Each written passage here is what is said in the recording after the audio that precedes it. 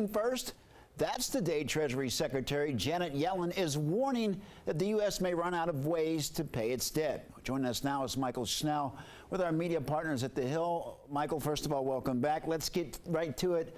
Where do the meetings stand right now between President Biden and House Speaker Kevin McCarthy?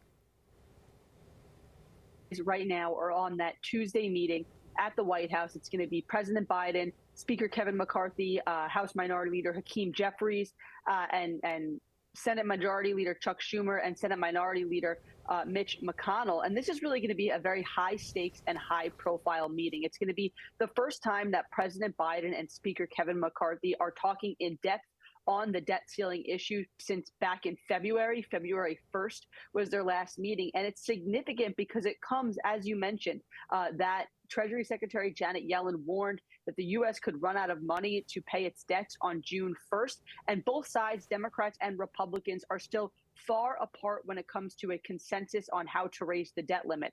Republicans are still pushing for spending cuts to be associated with any increase in the borrowing limit, but Democrats are very adamant that they only want a clean debt ceiling increase, which means a hike in the borrowing limit with no conditions, no strings attached.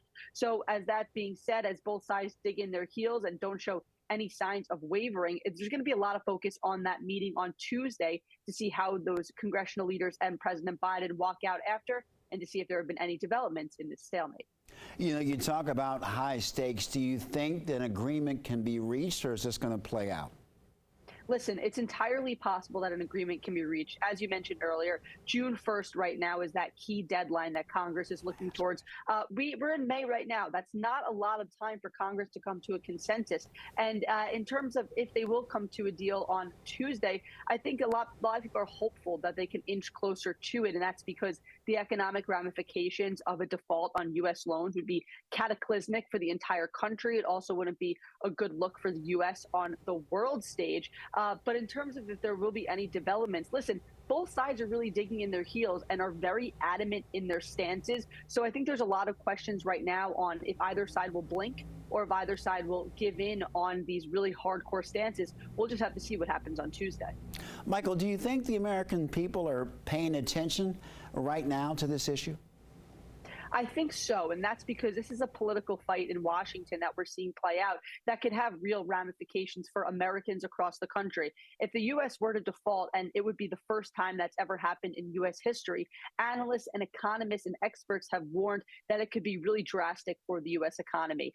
401k accounts can plummet, unemployment can rise, inflation can rise.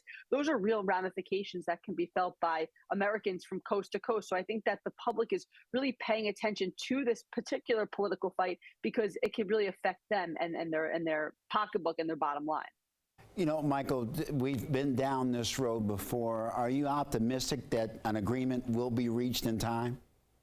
I think so. Listen, as I mentioned before, the U.S. has never defaulted on its loans, right? And we've seen these issues play out back in 2010, back in 2011, back in 2021. We've seen this political stalemate happen when it comes to the issue of the debt limit. And in both of those instances, both sides have come together and come to a consensus and struck a deal. It's also worth noting that McCarthy and Biden on a number of occasions have said that default is not on the table. You know, they will not let the U.S. default. Now, they're not saying how they can come to a consensus because any way that the borrowing limit is increased has to be bipartisan. Obviously, there's that 60-vote threshold needed in the Senate because of the filibuster. So anything that comes to term is going to have to be bipartisan. Both sides have assured that the U.S. is not going to default. The big question is, how do they get there and walk the U.S. off the fiscal cliff? Mychael Schnell with our media partners at the Hill. Thank you.